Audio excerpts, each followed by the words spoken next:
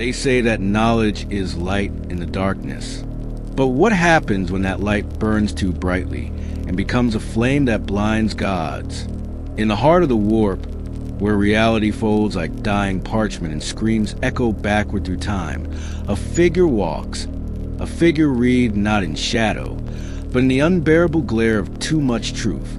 His name is Ahzek Ahriman, first sorcerer of the Thousand Suns, architect of salvation, betrayer of kin, exile, prophet, heretic, savior. But he did not begin as any of these things. He was once merely a man, a brilliant mind forged in fire and refined in silence, a loyal son beneath the burning eye of Prospero's twin sons, studying to weave a fate with fingers too careful, too desperate to be innocent, a warrior who believed that the Imperium, despite all its brutality, could be redeemed through understanding. This is where the tragedy begins. On a world of scholars and seers, a world of prophets and burning towers. Prospero, it was there, amidst gilded halls of psionic fire and ash-swept philosophy, that Ahriman first walked as a mortal, born alongside his twin brother, Ormuzd, into a culture that revered a mind as both blade and shield. On Prospero, knowledge was religion, sorcery was science, and the warp was not feared. It was studied, dissected, tamed, or so they thought. Ahzek did not chase power for power's sake. He was not like the warlords of Fenris or the butcher priests of Baal. He chased comprehension, order, meaning. The immaterial currents of the warp were his scripture, every psychic ripple, every arcane whisper that echoed beyond the veil. It was a pattern he felt compelled to solve. Even before the coming of the Emperor, he studied. Even before the stars were theirs to walk, he wondered, is knowledge salvation or the path to madness? When the Emperor arrived on Prospero in the Great Crusade, he found a population already deep in warp manipulation. But he also found Magnus, the Crimson King, pre-March of the Thousand Suns, a father of tragic genius. And beneath Magnus, Ahriman found his true path. He became a Thousand Sun, not merely in body, but in belief. Unlike so many legions, the Thousand Suns did not break their sons down to rebuild them as killers. They refined them, sculpted intellect, not just obedience. Ahriman rose quickly, not because he was the most brutal, but because he was the most brilliant. Magnus saw in him not just talent, but understanding. He elevated Ahriman to the rank of Chief Librarian, then First Sorcerer, a trusted advisor, a spiritual heir. Ahriman, in return, gave everything, his loyalty, his blood, his soul, to Magnus and to the dream of illumination. But illumination in the Imperium is a curse in disguise. Even as the Thousand Suns expanded the Emperor's domain, purging Xenos and enlightening human civilizations, the shadow grew. Their use of psychic power made the other legions uneasy. Rumors whispered a mutation within their ranks, that their power came at a price, that the warp was not theirs to command. It was a beast waiting for the leash to break, and the leash was fraying. Ahriman knew it. He saw in his brothers how their flesh sometimes shimmered with fire or twisted into something else. The flesh change, they called it, a slow, insidious corruption. One moment, a battle brother would be reciting fragments of old Earth philosophy. The next, he would erupt into warp-born abomination, screaming in tongues not heard since the long night. And still Ahriman believed there was a cure. He buried himself in the libraries of Prospero, spent sleepless nights poring over ancient Terran texts, Xeno's grimoires, warp projections. Alongside Magnus, he searched for the logic within the madness, the cause behind the curse. Not a demonic infection, he insisted, but a gene seed flaw, a spiritual imbalance, a riddle waiting to be solved. But every answer revealed another question, and every solution came at a cost. Then came the Council of Nicaea, the turning point, the verdict that shattered the dream. The Emperor, seeking to silence the growing storm of sorcery, summoned his sons to judgment. In a great amphitheater of titanic marble, the council debated the future of psychic power in the Imperium. Guilliman, Russ, and Mordorion howled for prohibition. Only Magnus stood in defense. And Ahriman, he watched helpless as ignorance triumphed over truth. The edict was final. Psychers were to be shackled.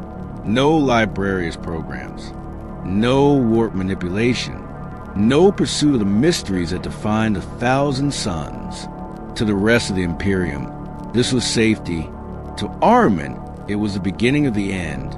How do you tell a man to stop breathing if his very soul is built from breath? How do you ask a legion to deny its essence? Back on Prospero, resentment festered. The 1,000 Suns withdrew from the crusade. Their mission had been illumination. Now they were forced to hide their light in the void. But even then they obeyed. Magnus, though wounded, chose loyalty until he saw the Emperor's secret. Until he gazed into the warp and saw the truth of the Webway project and the doom it faced. Magnus, in desperation, breached the Golden Throne with his mind, shattering the wards, ruining the Emperor's design. In doing so, he condemned himself, and the wolves were unleashed. The burning of Prospero followed. Ahriman stood on a city of ash and broken memory, watching as Leman Russ brought fire and fawn to their sanctum. Friends impaled on frost axes. Artifact centuries old reduced to slag. And Magnus? He shattered before their eyes. His body destroyed, his spirit cast into the eye. The 1,000 Suns fled to the warped world of Sorcerius. Their dream in ruins. Ahriman survived. But the man he had been, he died in the fire. He had believed in truth, in reason, in the possibility that mankind could rise through understanding. Now, all he had was a memory of his brothers screaming as their minds broke, and the slow, spiraling realization that if he did not act soon, what remained of the 1,000 Suns would be devoured entirely. That is where the rubric begins. That is where the tragedy deepens. That is where salvation turns to ash. What would you do to save your brothers if it meant becoming the thing they feared? Would you break reality to preserve memory? Would you curse 10,000 souls for the chance to salvage one? Ahzek Ahriman did not ask these questions lightly. He asked them after watching his legion rot from the inside out. After Prospero fell, the 1,000 Suns were reborn in exile, not as saviors, not as scholars, but as refugees. Stranded in the Eye of Terror, on the demon world Sorcerius, their once proud brotherhood began to crumble, not from war, but from within. Mutation, once a rare and feared affliction, now spread like wildfire. Flesh twisted, minds unraveled. Whole squads devolved into writhing, gibbering monstrosities. No enemy had done this. This was the warp's gift, the price of survival, the cost of being favored by gods. Magnus, risen anew as a demon prince at Tzeentch, had made his pact. He stood above them now, not as a teacher, not as a leader, but as a divine figure half-draped in madness. While his legion cried out for guidance, he withdrew into meditation, ambition, and arcane madness. He had embraced the lie of chaos in full, and in doing so, he abandoned the very souls who followed him into hell. Ahriman could not accept this.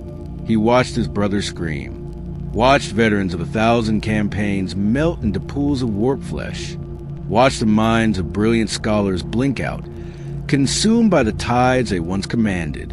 The flesh change had become a plague, and Magnus, their god king, offered only riddles and silence. So Ahriman gathered those few who still thought, still reasoned, still resisted, a cabal of sorcerers, each one brilliant, damned, or both, convened in secret beneath the twisted towers of Sorcerius. They pored over ancient grimoires, consulted demons in chains, mapped the warp's fractures by starlight and sacrifice. They did not seek power.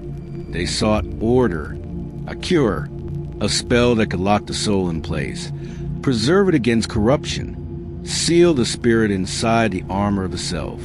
They called it the Rubric. It was not a spell.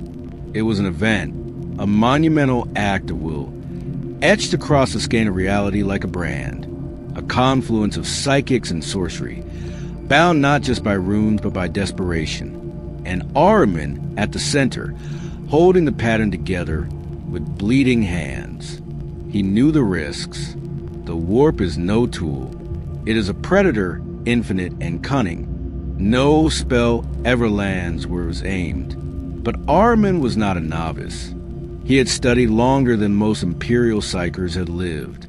He was the first sorcerer of the Thousand Suns. He had survived the fall of Prospero, the gaze of Magnus, and the betrayal of fate itself. So he cast a Rubric, and the warp answered. In fire, the skies above Sorcerer screamed. Demons tore free of unreality and then vanished.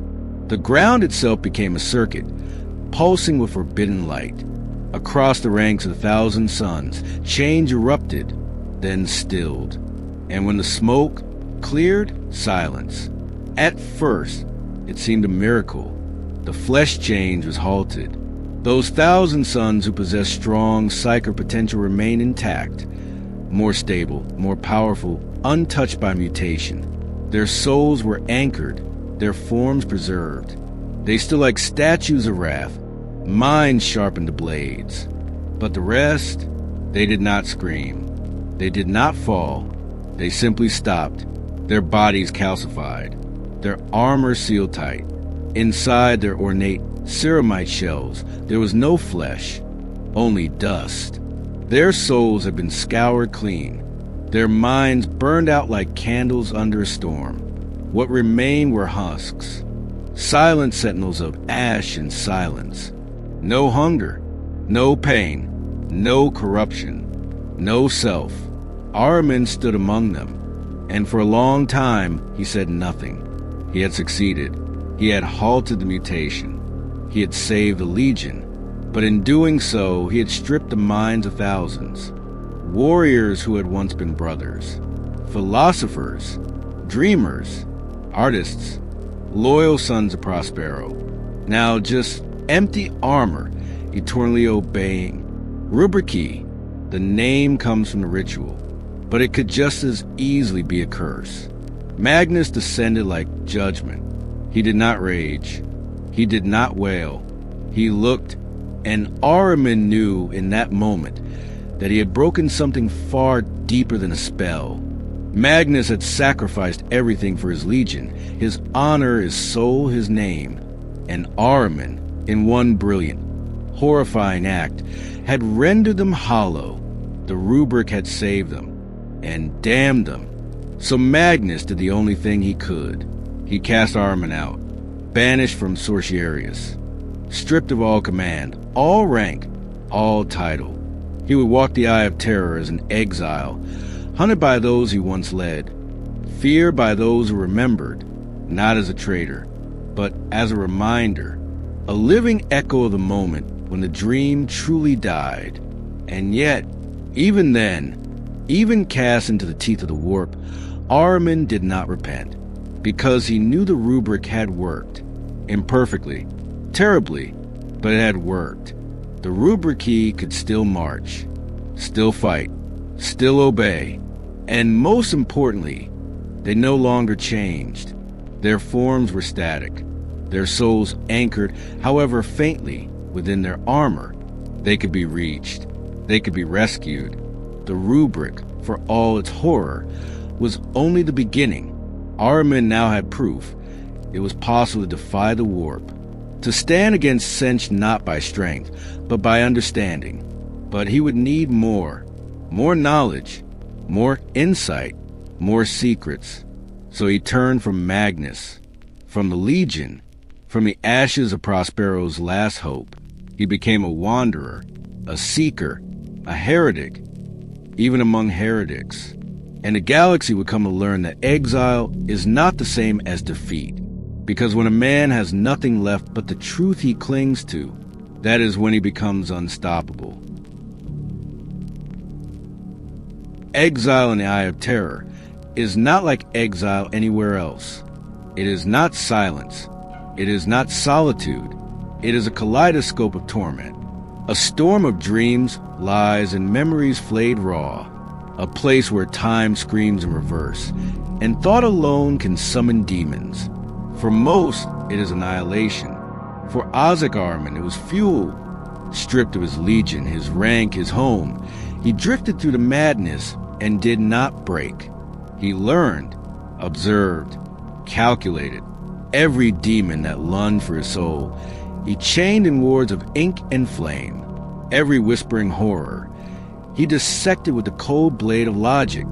In exile, he did not fade. He sharpened, because Ahriman had a mission. The Rubric keys still walked, dustlock warriors of unending silence. Not dead, not alive. Their souls, he believed, were still reachable, like signals buried beneath interference. Static could be cleared, patterns restored. He would find the key, and so began a journey unlike any other in the long history of the galaxy. Ahriman hunted knowledge like a starving man hunts fire. He broke into Xeno's ruins long abandoned by the Eldar.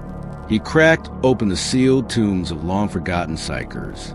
He peeled secrets from demon princes mid-incantation, then cast them into the void. He walked the paths of dead civilizations, tracing their failures like a surgeon tracing arteries back to a poisoned heart. He even walked the Webway, that ancient, impossible network of psychic arteries carved by the Old Ones and stolen by the Eldar. It should have been beyond him, but Ahriman had studied the warp for centuries. He knew its tides, its rhythms, the way thought and space danced together when bent correctly. With enough sacrifice, with enough precision, he broke through, and inside, a mirror to the galaxy, but hollow, empty corridors pulsing with the heartbeat of forgotten gods, echoes of laughter from long-dead harlequins, hidden vaults where secrets slept beneath a dust no wind had touched in 10,000 years. Ahriman did not walk softly. He desecrated temples of the laughing god, dueled solitaires, bound ancient spirits into crystal cages. At every step, he risked damnation, but he pressed on, not for power, not for vengeance, but because he had to know, because if he could not free the Rubric key, then what had all his sin been for? He sought the Black Library, the repository of all warp lore, guarded by the mysterious harlequins, floating in a pocket of the Webway no mortal should ever find. It was said that within its halls, the truth of all things was written, even the Rubric's undoing, and he found it. For a heartbeat, a glimpse, a breath, he breached the outer membrane, set foot on that cursed threshold. For a moment, the endless shelves stretched before him, filled with tomes bound in paradox and memory. And then the harlequins came. They did not speak. They danced, and death followed. Even Ahriman, architect of spells, breaker of warp beasts, master of manipulation, could not overcome them. He fled, barely escaping with fragments of forbidden lore burned into his mind like scars. The Webway itself turned against him, spitting him out like a splinter of madness. But he had seen, he had touched something real, and now the hunger grew. From the eye to the halo stars, Ahriman carved a path of arcane devastation. Planets burned, not from hatred, but as payment. Sacrifices to pry open secrets long sealed. He did not conquer. He did not build empires. He unraveled. Every world he touched became a crucible for experimentation. A lab, a test. On the dust-ridden plains of Ta, he tore apart an ancient sorcerer's sarcophagus and plucked the soul inside like a thread from cloth. Tried to understand how identity could be preserved without flesh. On the crystalline cliffs of Vanag, he bound an entire population into a suspended psychic echo, forcing them to relive the same day in endless repetition, searching for a fracture point between memory and mutation. On Nicaron, he created an artificial warp core mind, a thinking machine made entirely of demon-bonded souls to map the Rubric's aftershock in real time. Each time he failed. Each time he refined the formula. He became a myth, a shadow spoken of in forbidden cults, a warp storm given name, not because he left death in his wake, but because he left questions, and in the eye, curiosity is more dangerous than any demon. Others began to follow him. Renegades, heretics, exiled psychers drawn to his purpose. He did not build a warband.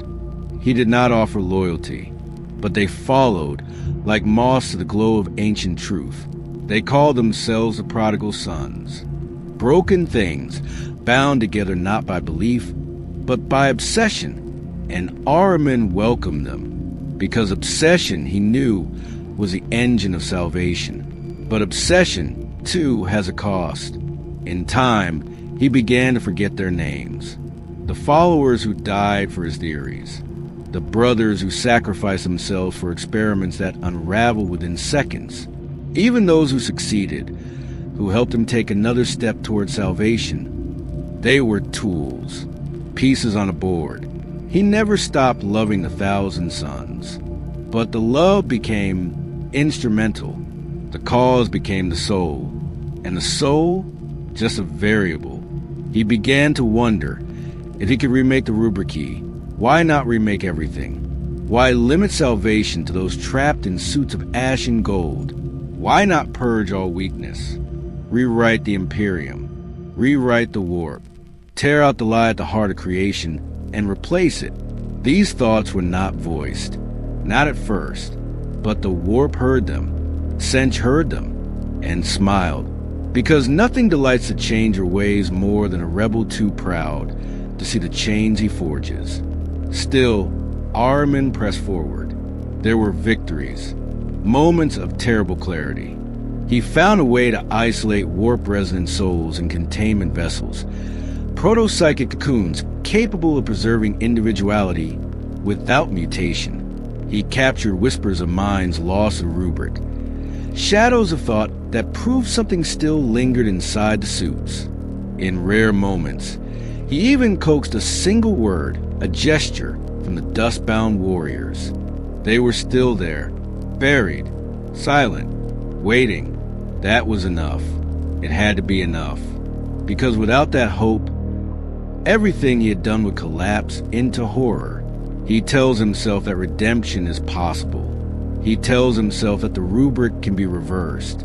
He tells himself that one day he will stand before his brothers, not as a traitor, not as an exile, but as a savior, and free them from their iron tombs.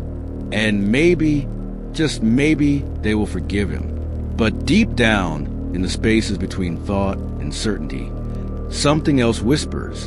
A question. Is this truly about them, or has it always been about you? How do you confront a god when that god was once your father? How do you stand in defiance of the being who gave you purpose, shaped your every truth, and then became the very thing you swore to resist? For Ahzek Ahriman, the question was not theoretical. It was the foundation of his exile, the marrow of his every act. Because sooner or later, every path of knowledge, every spell etched in blood and brilliance, circled back to one name, Magnus, the Crimson King, pre-march of the Thousand Suns, demon prince of Tzeentch. Ahriman had once knelt to him with reverence, had fought for him, bled for him, loved him, because Magnus was more than a warlord. He was a visionary, a burning light in the shadow of the Imperium, a scholar who taught that knowledge was not sin, but salvation. But now, Magnus was no longer the master Ahriman had followed.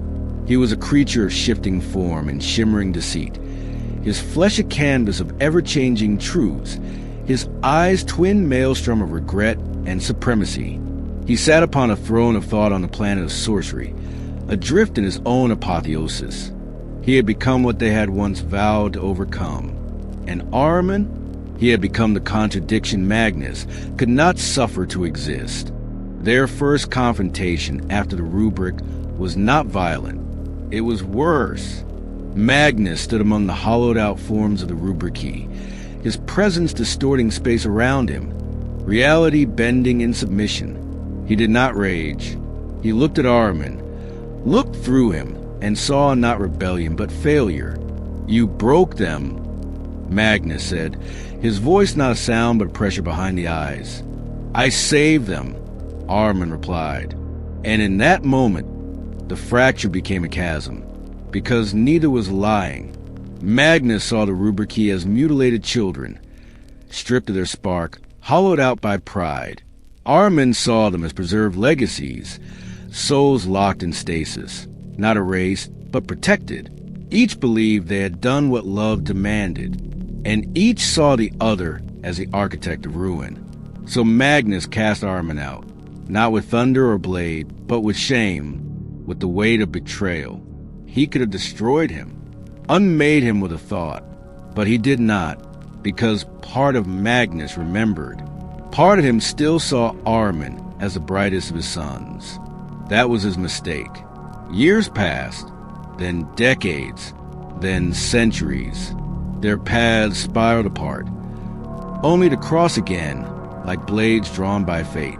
On a nameless world inside a warp storm, they met a second time.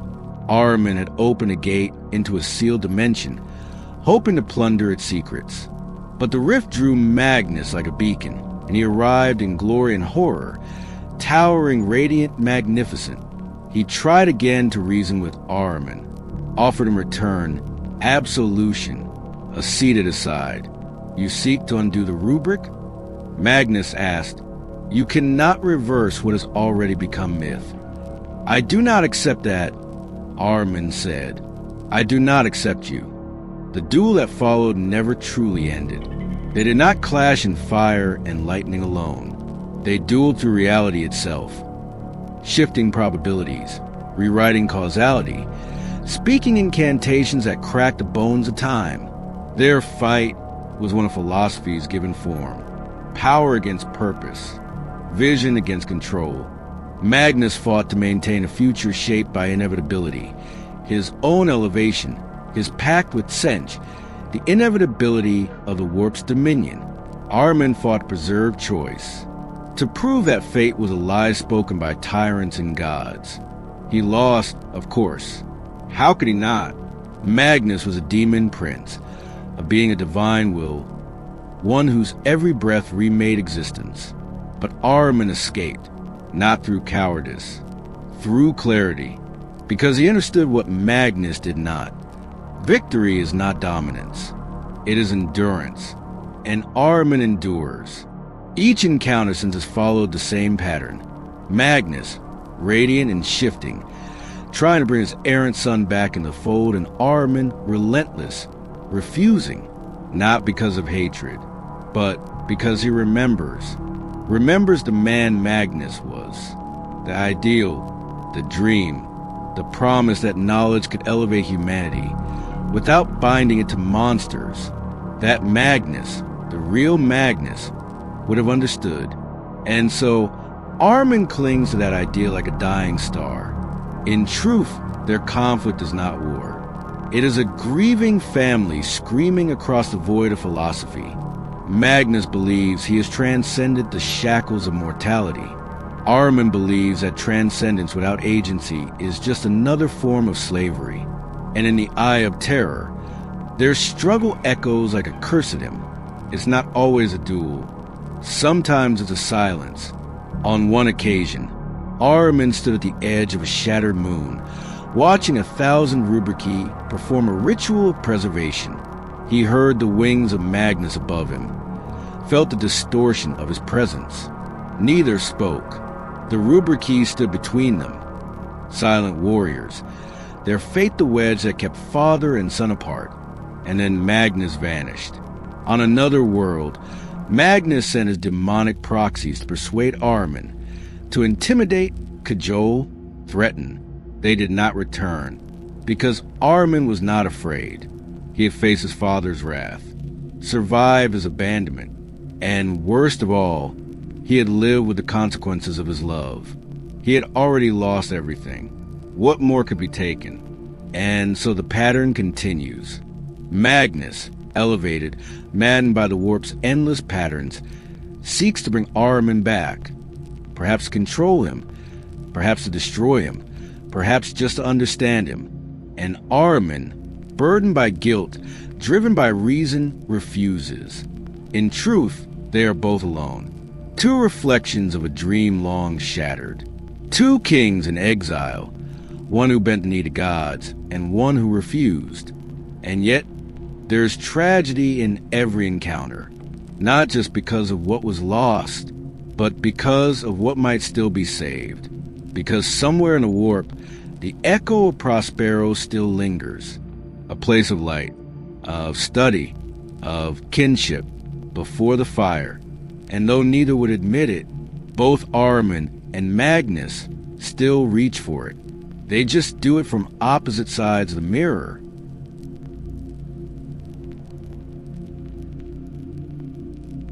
In the dark, between spells and silence, Ahzek Ahriman often asks himself the one question he cannot answer. Am I free? It is not a question of chains. He wears none. No demonic pact binds him. No lord commands his path. He bows to no master, not the Imperium, not Magnus, not even a change of ways who waits coiled in every shadowed syllable of the warp. And yet, he wonders, because Tzeentch is not a god of tyranny. It is the god of change, of potential, of manipulation. Its servants are not enslaved. They are shaped, molded through desire, through purpose, through carefully planted dreams that bloom into inevitability. Ahriman dreams often, dreams of a future where the Rubrici live again, where 1,000 suns walk in glory, whole, proud, thinking, where Magnus forgives him, where Prospero rises from ash, but whose dream is that truly his, or the architect of fate? That is the trap, the unbearable uncertainty, the knowledge that even resistance can serve the god of paradox. Ahriman knows this. He has read the glyphs etched into demon bone. He has spoken with prophets whose tongues were eaten by foresight. He has stared into the heart of a warp storm and seen his own reflection smiling back at him. And still he persists, not because he believes he will win, but because he believes the battle itself is meaning. That resistance, true resistance, is the only thing that matters when every path is a trap. In this, Ahriman is not like Abaddon, who wages war to conquer. He is not like Lucius, who revels in agony. He is not like Fabius, who twists life to reflect his own broken ego. Ahriman is trying to understand, trying to force the universe to yield to logic. Even when the universe laughs in tongues, he cannot translate. He is a rationalist in hell, a philosopher in a madhouse, a scientist dissecting lies spun by gods. And that, perhaps, is his greatest heresy. Because chaos feeds on emotion, on hate, fear, lust, pride. But Ahriman denies all of these. His power does not come from surrender. It comes from precision. He chants not with reverence, but with method. He casts not with faith, but with certainty. And in a realm built from madness, certainty is sacrilege. There are times when his spells fail, not because they were flawed, but because the warp itself refuses to obey, because it knows what he is trying to do, and it fears him. Even among the 1,000 suns, there are whispers that Ahriman is no longer man, that he has become something else, something the warp cannot digest, a fixed point in a storm of entropy. Some say he is a nascent god, walking the path of apotheosis. Ahriman laughs at that, not because it is absurd, but because it is exactly what Tzeentch wants him to believe. Godhood is not freedom. It is just another pattern, another lie. Ahriman wants none of it. He wants understanding. He wants his brothers back. And yet, the patterns continue.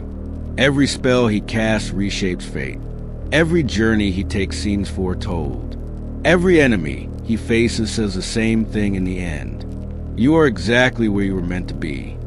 That is the true prison, not a cage of iron, but a story that cannot be unwritten. What if he was always meant to cast a rubric? What if Tzeentch whispered every formula into his sleeping mind? What if the exile, the quest, the centuries of wandering, it was all just a performance? Ahriman does not scream. He does not break. He writes.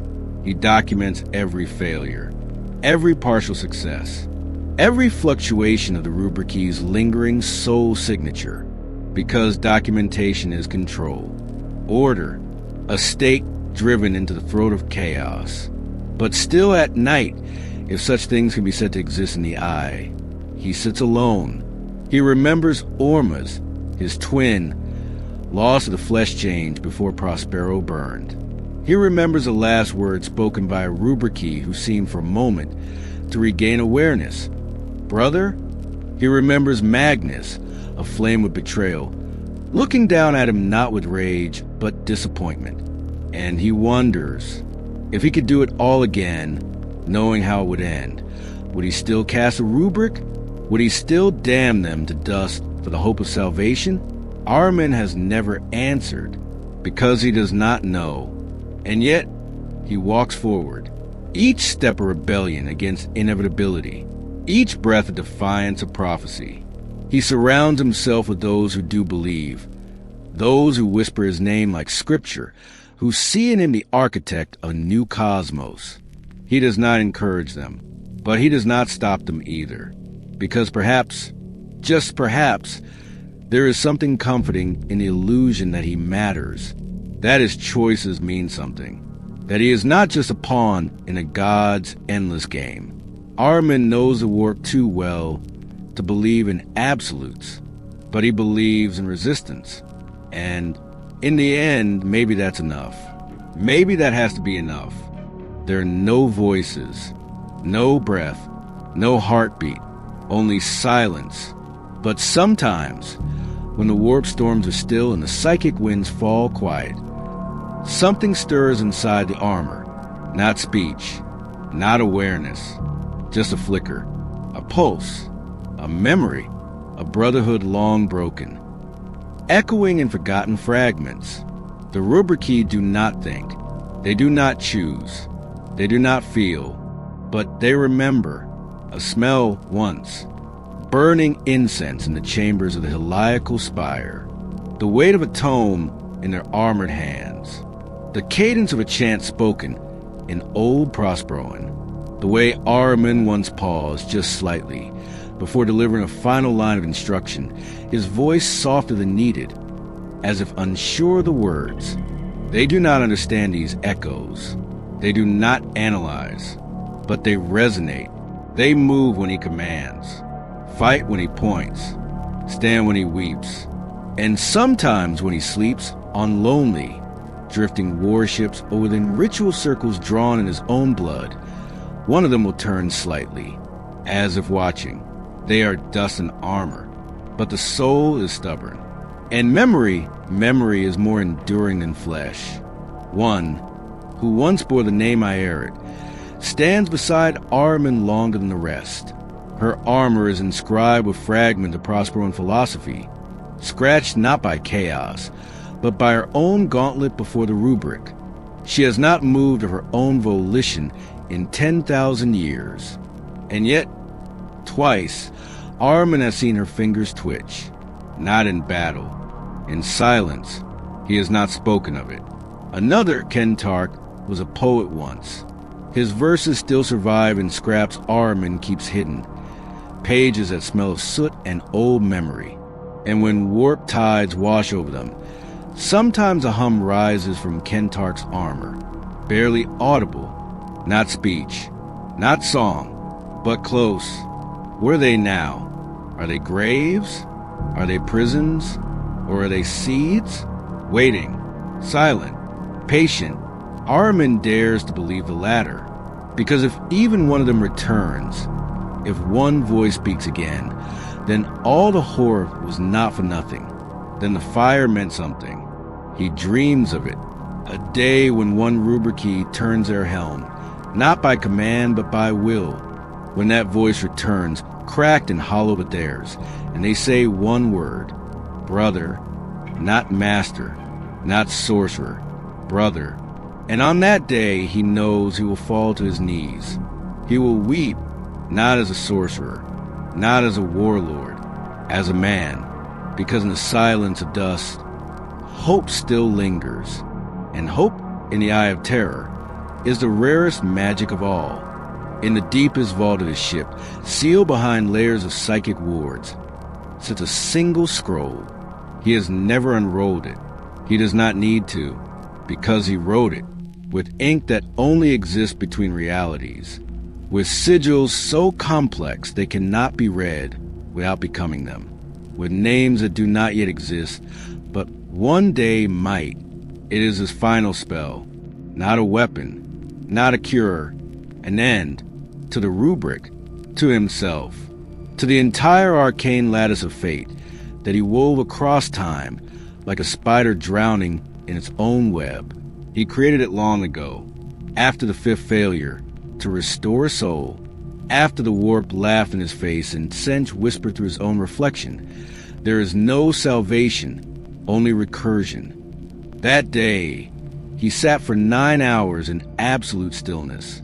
Then he rose and wrote the spell, not to cast it, but to know it was possible. It is the only spell he has never tested, never replicated. Because once cast, there will be no Ahriman, not a corpse, not a soul, nothing. Every trace of his essence would be unwound across the warp like dust scattered into a solar wind. And perhaps, in doing so, the Rubric would stir, like prisoners sensing the warden has died. Perhaps that is all he was, a warden. He hopes not, he prays not, but he prepares nonetheless. Because even gods must have contingencies. He walks the halls of his ship in silence. Rubric stand guard, unmoving, unthinking. And yet as he passes, something in him aches. He wants to speak their names aloud, but he no longer knows them all. Too many years, too many losses. He has notebooks, tomes, carvings, scrolls, filled with names, backups of backups, cross-references, descriptions, ritual markers, anything to preserve who they were. Because he knows this, they cannot return if their names are lost. A soul with no name is a shadow. So he becomes a librarian of ghosts.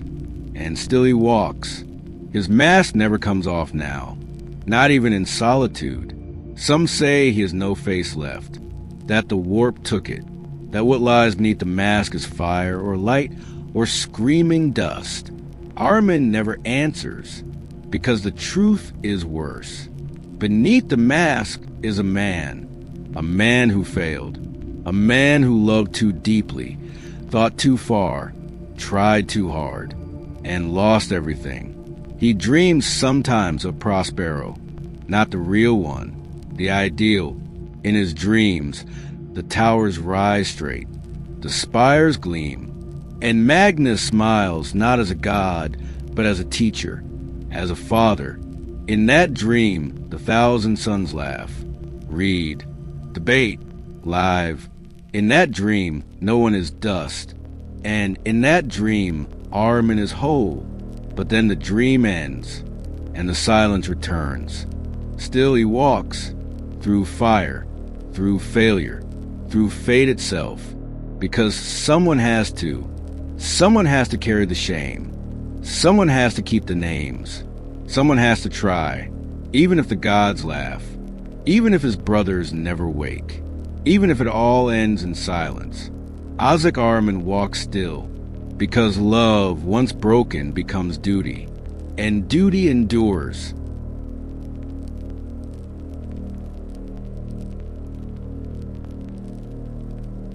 In the end, there will be no monument, no shrine, no epitaph etched in stone, No name spoken by the Imperium or even by the damned.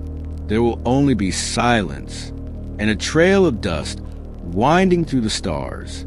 They will not remember the man who broke his soul to save his brothers.